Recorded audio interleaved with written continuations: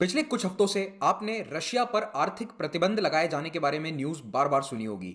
जब भी रशिया को धमकाना होता है, यूएस, यूके और अन्य पश्चिमी देश कहते हैं कि हम आर्थिक प्रतिबंध लगाकर रशिया की इकोनॉमी को बर्बाद कर देंगे। इस तरह से रशिया को प्रेशराइज करने की कोशिश करी जाती है, लेकिन व्लादिमीर पुतिन और रशिया की सरकार पर इसका कोई असर नहीं हुआ है। दे हैव इन्वेडेड यूक्रेन, उन्होंने यूक्रेन पर हमला कर दिया है। और अभी रिसेंटली कल 24 फरवरी को भी यूके ने, यूएस ने नए सैंक्शंस लगाए हैं। पहले भी लगाए थे और कल फिर से और सैंक्शंस लगाए हैं। जापान ने भी इस सैंक्शंस में इनका साथ दिया है, लेकिन फिर भी रशिया की इकोनॉमी बहुत ही स्ट्रांग रही है और पिछले 8 सालों में पहले से चल रहे प्रतिबंधों के बावजूद अभी भी पुतिन ने यह रिस्क लिया है यूक्रेन पर हमला करने का। तो आखिर रशिया की इकोनॉमी में ऐसा क्या है कि वो आर्थिक प्रतिबंधों से बच जाती है, उस पर असर क्यों नहीं होता है? इन्हीं पॉइंट्स को मैं आपके सामने आज पेश करूंगा। मेरा नाम है doctor Mahipal Singh Rathore, pathfinder channel पर आपका स्वागत है। अगर आप मेरे लेक्चर्स के पीडीएफ डाउनलोड करना चाहते हैं तो इस टेलीग्राम चैनल से जुड़ सकते हैं। 27 फरवरी रविवार सुबह 11 बजे देश का सबसे बड़ा स्कॉलरशिप टेस्ट आ रहा है सिविल सर्विसेज एग्जाम के लिए, अनअकैडमी अल्ट्रा कॉम्बैट। इसमें हिस्सा लेने के लिए आपको केवल नीचे दिए गए लिंक पर क्लिक करना है। पहले कमेंट में लिंक मिल जाएगा। अनलॉक कोड मांगा जाता है तो महिपाल कोड का इस्तेमाल कीजिए। This scholarship test is free for everyone. इसमें हिस्सा लेकर ना केवल आपको अपनी रैंक पता चलेगी, बल्कि आप बहुत ही अट्रैक्टिव प्राइजेस जीत सकते हैं, जैसे कि Apple MacBook, iPad, Samsung tabs, Dell laptop और 1000 अमेजॉन वाउचर्स। और हाँ, स्कॉलरशिप तो है ही, तो अनअकैडमी के जितने भी कोर्सेज हैं उन्हें आप फ्री में अवेल कर सकते हैं if you get a good rank. So do take part in this. पिछले कुछ हफ्तों में यूएस और यूके ने रशिया के कई बड़े बड़े बैंक्स को सैंक्शन किया है। इनमें सबसे प्रोमिनेंट बैंक है प्रोम्सव्याज बैंक।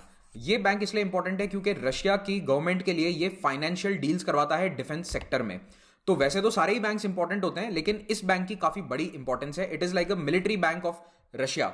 ये डिफेंस डील में फाइनेंस वगैरह इन्हें उपलब्ध कराता है। तो जो बाइडन, यूएस सरकार और यूके ने भी कई प्रकार के इन पर सैंक्शंस लगाए। कुछ बैंक ऐसे हैं जिन पर 2014 से सैंक्शंस चल रहे हैं आफ्टर द क्रिमियन क्राइसिस। और अभी रिसेंटली यूएस के ट्रेजरी डिपार्टमेंट ने फिर से कहा है कि जितने भी यूएस जुरिस्डिक्शन के अधीन आने वाले इन बैंक्स के एसेट हैं उनको हमने फ्रीज कर दिया है। तो अगर मान लो इन बैंक्स का कुछ पैसा यूएस के मार्केट्स में था, वो पूरी तरह से रोक दिया गया है, उसे अब ये एक्सेस नहीं कर सकते। ज्यादातर जो बैंकिंग कंपनीज या फिर फर्म्स सैंक्शन करी गई हैं, कई सारे रशिया के पीएसयूज को भी सैंक्शन किया गया है, वो सभी सरकार के अधीन आते हैं और वो बड़े बड़े उपक्रम हैं। They are large gas companies, oil companies. तो इससे रशिया पर कुछ असर तो आना चाहिए, लेकिन फिर भी पुतिन दबाव में नहीं आ रहे हैं। तो उसके पीछे का रीजन ही आज हम जानने की कोशिश करेंगे। यूरोपियन यूनियन ने भी कई रशियन बैंक्स को सैंक्शन किया है। इनफैक्ट दुनिया के जितने भी बैंक्स रशिया को पैसा देते हैं उनमें सबसे बड़ा हिस्सा यूरोपियन बैंक्स का है। तो यूरोपियन यूनियन बहुत ज्यादा बैंकिंग करता है रशिया के साथ। तो ये भी एक बहुत बड़ा सैंक्शन है। आर्थिक सैंक्शन अमेरिका से ज्यादा बड़े यूरोप वाले इनके लिए रहेंगे। अब पिछले कुछ सालों से यूरोपियन और अमेरिकन इकोनॉमिस्ट इस तरह से रशिया को देखने लगे हैं कि रशिया कोई खास इंपॉर्टेंट नहीं है। It is not plugged in to the world economy. इतना बड़ा उसका रोल नहीं है। It is just like a big gas station, यानी कि एक बड़ा पेट्रोल पंप है। लोग वहां केवल पेट्रोल भरवाने या गैस भरवाने के लिए जाते हैं और ये ग्लोबल इकोनॉमी के लिए अनइंपॉर्टेंट है। ये स्टेटमेंट काफी फेमसली एक फॉर्मर प्रेसिडेंट ओबामा एडवाइजर ने दिया था। He is also a Harvard economist. तो इस तरह से रशिया को ये लोग आसानी से डिसमिस कर देते हैं। कहते हैं कि रशिया तो एक खराब इकोनॉमी वाला देश है, यहाँ की जीडीपी बहुत धीरे ग्रो कर रही है। एवरेज अगर आप देखोगे पिछले 15-20 सालों में तो उसका ग्रोथ रेट 1 या 2% के आसपास रहा है। कई सालों में तो ये ग्रोथ रेट नेगेटिव में भी गया है, mainly due to Covid, but even this year it's into negative.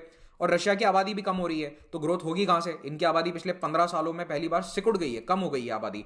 तो 14.5 करोड़ की आबादी वाला ये देश लेबर शॉर्टेज से भी जूझ रहा है और ऐसे में इसकी इकोनॉमी ज्यादा तरक्की कर ही नहीं सकती। लेकिन पश्चिमी इकोनॉमिस्ट एक बात को नहीं समझते। कई यूरोपियन इकोनॉमिस्ट इस बात को मानते हैं और वो इस पर अखबार में आर्टिकल्स भी लिखते हैं कि रशिया की इकोनॉमी दूसरे देशों से काफी अलग है, उन देशों से जिन पर पहले यूएस ने सैंक्शंस लगाए, for example Iran, Cuba, Venezuela. अब इन तीनों ही केसेस में यूएस के द्वारा लगाए गए सैंक्शंस बिल्कुल सफल रहे थे। ईरान इतना दबाव में आ गया था कि उसने न्यूक्लियर डील साइन कर ली थी यूएस और अन्य पश्चिमी देशों के साथ। लेकिन रशिया आज दिन तक इस तरह के दबाव में नहीं आया है। उसका पहला कारण है कि रशिया पर यूरोप गैस के लिए निर्भर है।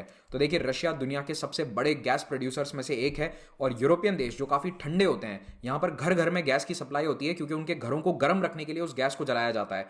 तो आम आदमी के लिए सस्ती दर पर गैस उपलब्ध करवाना हर सरकार के लिए बहुत बड़ी जिम्मेदारी है। तो जो देश कहता है कि हम रशिया से रिश्ता नाता तोड़ लेंगे, रशिया की गैस नहीं खरीदेंगे, तो उनके नागरिकों को अपनी सर्दियों में ठंडे घरों में रहना पड़ेगा। And no one wants to live inside houses जब टेम्परेचर -10 -20 डिग्री आते हैं, तो बिना हीटिंग वाले घरों में कोई रहना पसंद नहीं करता है। आज के समय के मॉडर्न घरों में सभी में हीटिंग सिस्टम्स मौजूद हैं और वो ज्यादातर रशिया की गैस पर निर्भर करते हैं। आप इस मैप में देखिए कितनी सारी पाइपलाइन है। नॉर्ड स्ट्रीम 2 जो आप अक्सर न्यूज में रहती है, that is just one of the multiple pipelines जो रशिया और यूरोप को जोड़ती हैं। There is a network of pipelines जो ये सस्ती रशियन गैस यूरोप को पहुंचा रहा है। आप कई बड़े कंट्रीज को देख लीजिए, जर्मनी और Italy, these are perhaps the two largest countries, one of the largest countries of Europe. इनमें 50% गैस रशिया से आती है। अगर रशिया गैस बंद कर दे तो इनके आधे घरों के अंदर ठंड से लोग ठिठुरने लग जाएंगे। तो इतनी ज्यादा निर्भरता है। मैसेडोनिया, फिनलैंड जैसे देशों में आप देख रहे हो ऑलमोस्ट 100% गैस रशिया से आती है। तो ये देश रशिया से रिश्ता नाता नहीं तोड़ सकते, इनकी निर्भरता रशिया पर ज्यादा है। यूरोपियन देशों की रशिया पर इसी निर्भरता के कारण ये इतने उतावले नहीं है सैंक्शन लगाने में। ये थोड़े थोड़े सैंक्शंस लगा रहे हैं। यूके फिर भी सैंक्शन लगा रहा है क्योंकि वो निर्भर नहीं है रशिया पर। लेकिन ये जो दूसरे यूरोपियन देश हैं, खास करके ईयू ने तो आज सुबह अनाउंस किए हैं सैंक्शंस हमला होने के बाद में। तो वो इतने ज्यादा तत्पर नहीं नजर आते हैं कि हम जल्दी जल्दी सैंक्शंस लगा दें, because they know that they are dependent on Russia. तो गैस रीजन नंबर 1 है। दूसरा रीजन ये है कि रशिया की इकोनॉमी टिपिकल अफ्रीकन इकोनॉमीज की तरह नहीं है, जहां पर एक मिनरल रिसोर्स बहुत ज्यादा है और वहां पर डच डिजीज आ गई। डच डिजीज क्या होता है ये जानने के लिए आप पाथफाइंडर पर वीडियो सर्च कर लो, मेरा देख लो। डच डिजीज पर मैंने बनाया था जनवरी के महीने में। तो रशिया की इकोनॉमी बहुत डाइवर्सिफाइड है। यहां पर डच डिजीज वाला इशू नहीं है कि केवल एक ही रिसोर्स पर पूरे देश की इकोनॉमी निर्भर है। यहां पर सारे सेक्टर्स डेवलप्ड हैं। एग्रीकल्चर सेक्टर बहुत अच्छा है, ऑटोमोबाइल्स, यस, रशिया की गाड़ियां बहुत फेमस होती हैं। यहां पर वेपन्स मैन्युफैक्चरिंग है। अरे हम तो वेपन सारे रशिया से ही खरीदते थे अभी कुछ साल पहले तक। आर्टिफिशियल इंटेलिजेंस, आईटी सेक्टर में रशिया की कई कंपनीज बहुत प्रोमिनेंट है। आप टेलीग्राम यूज करते होंगे, Telegram is a Russian company. तो ये सारा सेक्टर रशिया ने डेवलप किया है और ये केवल अपने ऑयल एंड गैस पर निर्भर नहीं है। दूसरी बात, ये तीसरी बात, रशिया का ट्रेड सरप्लस काफी तेजी से बढ़ रहा है। ट्रेड सरप्लस पॉजिटिव है, नेगेटिव नहीं है। तो रशिया जितना एक्सपोर्ट करता है उससे कम इंपोर्ट करता है। तो इनके निर्यात ज्यादा है, आयात कम है। और ये जानबूझकर अपने निर्यात को लगातार बढ़ाते जा रहे हैं। आप 2020 और 21 के डेटा को अगर देखेंगे तो इनका ट्रेड सरप्लस बहुत तेजी से बढ़ा है। 11 बिलियन से ऑलमोस्ट $27 बिलियन पहुंच गया है ये 2021 के अंत में। रशिया पर आज से 8 साल पहले भी कई पश्चिमी देशों ने सैंक्शंस लगाए थे because of the Crimean annexation. तो यूक्रेन का एक बहुत बड़ा हिस्सा क्राइमिया तब भी रशिया ने छीन लिया था। इन पर सैंक्शंस लगे और रशिया ने एक बहुत इंपॉर्टेंट सबक सीखा। सबक यह था कि पश्चिमी देशों पर अपनी निर्भरता कम करो।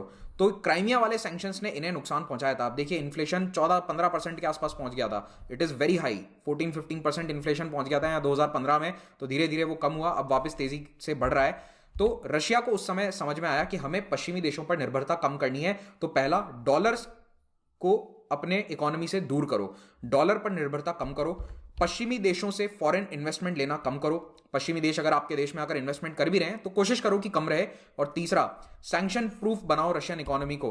तो इसके लिए उन्होंने कई कदम उठाए। पहला कदम यह था कि फॉरेन एक्सचेंज रिजर्व को तेजी से बढ़ाया। तब भी फॉरेन एक्सचेंज रिजर्व थे उनके पास, लेकिन अब और ज्यादा तेजी से बढ़े हैं। तो रशिया जो कि दुनिया की 11वीं सबसे बड़ी इकोनॉमी है, it is the 11th largest economy bye GDP size, उसके पास दुनिया का 5वां सबसे बड़ा फॉरेन एक्सचेंज रिजर्व है। अभी 4th है, कभी देखो 4th 5th रशिया और इंडिया जो है इंटरचेंज होते रहते हैं बिकॉज दोनों लगभग सिमिलर लेवल्स पर हैं।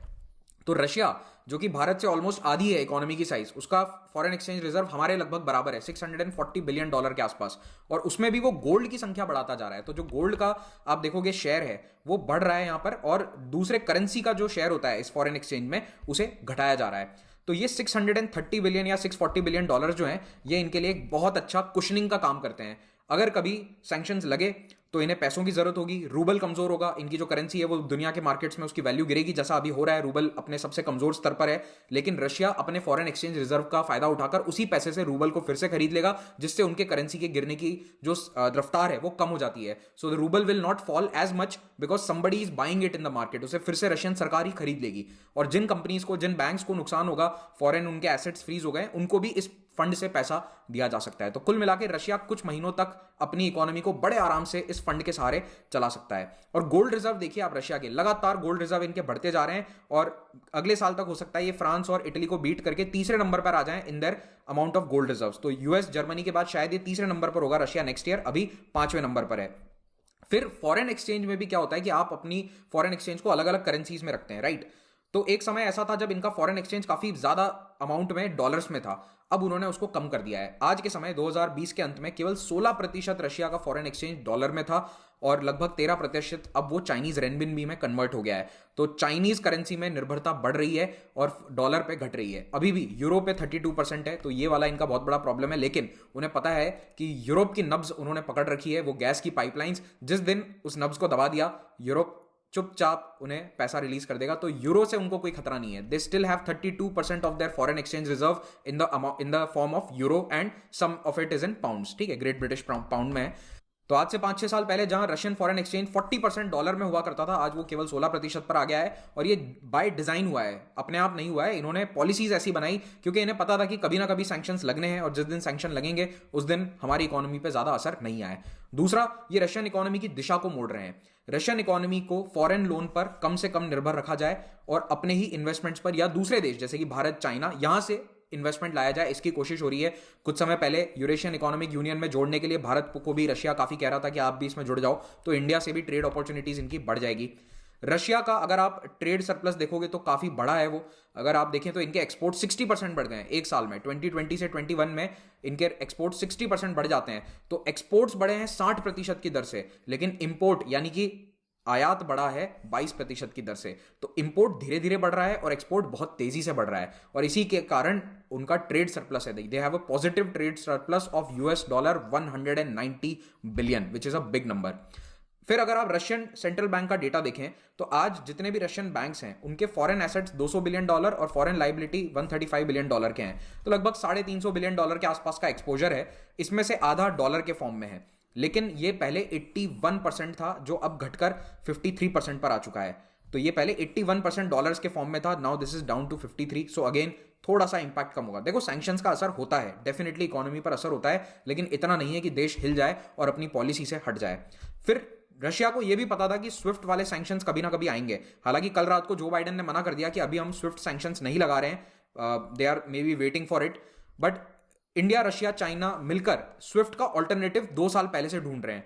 तो हो सकता है कि आने वाले कुछ सालों में स्विफ्ट का एक ऑल्टरनेट मैकेनिज्म आप देखें। Maybe India will participate, we don't know for sure right now, लेकिन स्विफ्ट के ऑल्टरनेट की तलाश रशिया काफी समय से कर रहा है। अब ये स्विफ्ट क्या होता है, अगर आप डिटेल में जानना चाहते हो तो कमेंट में मेंशन करना, आप कहोगे तो वीडियो इस पर बना देंगे। फिर रशिया अपना बजट की साइज को भी लगातार घटाता जा रहा है। तो रशिया का जो बजट है इट हैज कम डाउन, और ये अपनी स्टेबिलिटी को ज्यादा प्रायोरिटाइज कर रहे हैं कि स्टेबिलिटी ज्यादा इंपॉर्टेंट है, ग्रोथ इतनी जरूरी नहीं है। तो पिछले एक दशक से लगभग 1% के आसपास ही ग्रोथ रेट इनकी रही है, लेकिन इनकी इंडस्ट्री सेल्फ रिलायंट यानी कि आत्मनिर्भर बन गई है। और अब जो सबसे बड़ी चीज पुतिन को नुकसान पहुंचा सकती है वो है पुतिन की पर्सनल वेल्थ। लेकिन पुतिन की पर्सनल वेल्थ जो है वो इनके नाम पर नहीं है। रशियन ओलिगार्क्स यानी कि ऐसे बड़े बड़े अरबपति बिलियनर्स जो पॉलिटिकल पावर रखते हैं, उनके साथ पैसा जुड़ा हुआ है रशियन सरकार का। इवन व्लादिमीर पुतिन का ज्यादातर पैसा उन्हीं के साथ जुड़ा हुआ है।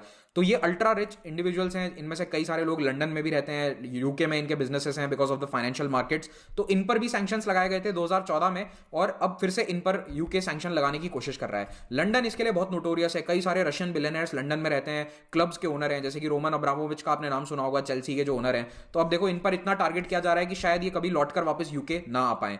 लेकिन 2014 में भी ऐसी बातें चली थी, बट इतने ज्यादा स्ट्रिक्ट सैंक्शन लगाए नहीं गए थे। तो यूके की गवर्नमेंट को इन बेनामी संपत्तियों में, लंदन में बहुत सारी बेनामी संपत्तियां इन रशियन बिलियनर्स ने खरीद रखी है, इन पर क्रैकडाउन करना जरूरी है। तो इनमें रशियन व्लादिमीर पुतिन और रशियन सरकार का भी पैसा है। देखते हैं कितना क्रैकडाउन हो पाता है। अगर आपको ये लेक्चर अच्छा लगा हो तो थम्स अप जरूर दीजिएगा। आई होप आपको लेक्चर इंटरेस्टिंग लगा है, तो उसे शेयर भी जरूर कर दीजिए। पीडीएफ इस टेलीग्राम चैनल से डाउनलोड कर सकते हैं। अनअकैडमी के प्लेटफॉर्म पर आप लाइव पढ़ सकते हैं मेरे साथ और अन्य एजुकेटर्स के साथ। You can join the Unacademy plus subscription और आइकॉनिक सब्सक्रिप्शन। 10% डिस्काउंट आपको मिल जाएगा महिपाल कोड का इस्तेमाल करने पर। अभी आइकॉनिक पर और प्लस पर 10,000 एंड 5,000 का डिस्काउंट चल रहा है रिस्पेक्टिवली, ओनली फॉर टुडे।